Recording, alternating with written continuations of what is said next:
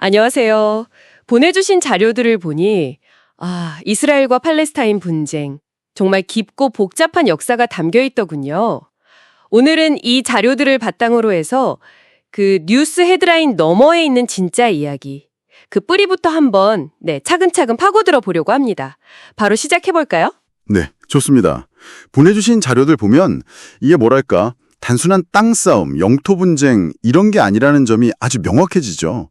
수천 년의 역사, 또 두 민족의 정체성 문제, 종교적인 신념, 거기에 강대국들의 이해관계까지. 정말 복잡하게 얽혀 있어요. 왜 이 갈등이 이렇게 오랫동안 해결이 잘 안 되고 있는지 그 근본적인 원인들을 한번 자료에 기반해서 짚어보겠습니다. 네. 그 가장 먼저 눈에 띄는 건 역시 아주 오래된 그 역사적 배경인 것 같아요. 이 자료들을 보면 이 지역이 유대인 그리고 아랍인 이 양쪽 모두에게 역사적으로 깊은 의미를 갖는 땅이다. 이 점이 강조되네요. 기원전에 유대인 왕국이 있었지만 로마 제국 등에 의해 멸망하고 유대인들이 흩어진 그 디아스포라 이후에도 이 땅에는 계속 사람들이 살았다는 거죠. 맞아요. 바로 그 점이 정말 중요합니다. 그러니까 유대인들이 떠난 그 자리에 수백 년, 아니 수천 년 동안 아랍인들, 즉 팔레스타인인들이 터전을 잡고 살아왔다는 사실이죠. 그리고 예루살렘은 유대교에게만 중요한 게 아니라 이슬람교, 기독교 모두에게 아주 중요한 성지가 되었고요. 이 공유된 역사가 나중에는 또 갈등의 불씨가 되기도 하고요. 그러다가 이제 19세기 말 유럽에서 시작된 그 시온주의 운동, 이게 상황을 크게 바꾸는군요.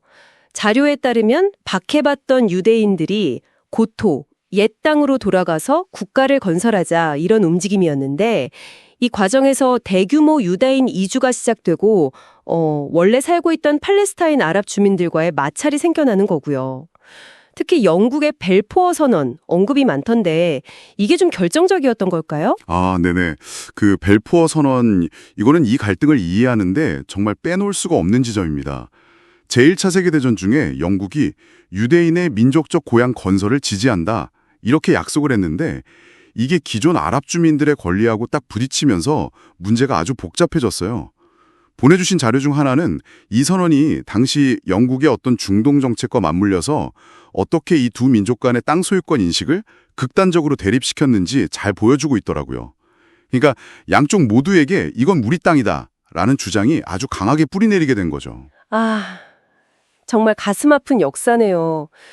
그 2차 대전 이후에 유엔 분할안이 제시됐지만 아랍 측이 거부했고 결국 1948년에 이스라엘이 건국을 선포하면서 전쟁이 터지잖아요.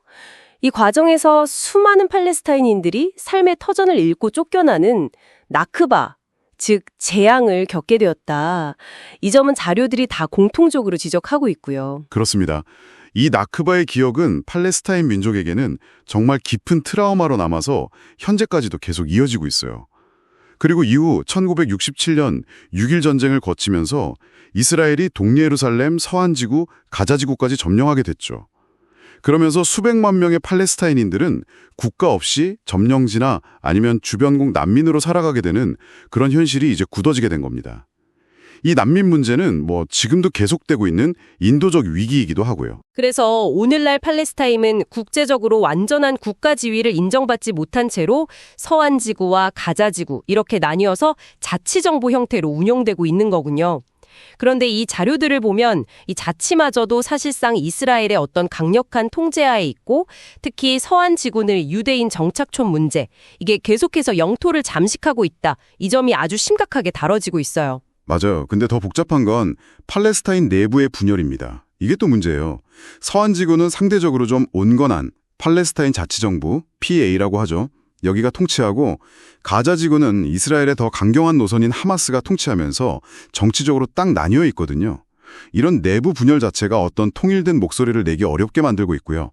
여기에 더해서 이스라엘 내 아랍계 시민들의 차별 문제라던가 주변국 난민들의 귀환관 문제, 예루살렘의 지위, 국경선 획정, 어느 하나 쉬울 문제가 없습니다.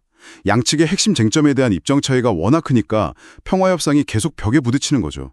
결국 이 자료들을 쭉 종합해보면 이스라엘 팔레스타인 분쟁은 단순히 땅을 둘러싼 싸움, 이걸 넘어져서 빼앗긴 고향이라는 기억과 되찾은 조상의 땅이라는 이 두 민족의 역사적 서사, 또 정체성이 정면으로 충돌하는 문제로 보이네요.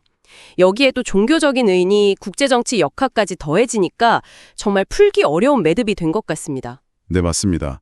정말 어느 한쪽의 입장만으로 설명하기에는 너무나 많은 상처와 불신, 그리고 복잡한 현실이 얽혀 있어요.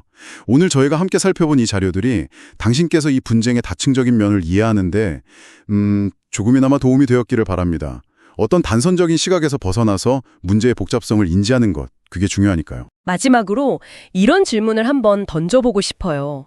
당신이 보내주신 이 자료들 속에 담긴 과거의 깊은 상처와 서로 다른 기억을 안고 있는 이 두 민족이 과연 미래에는 어떻게 공존의 실마리를 찾아갈 수 있을까요?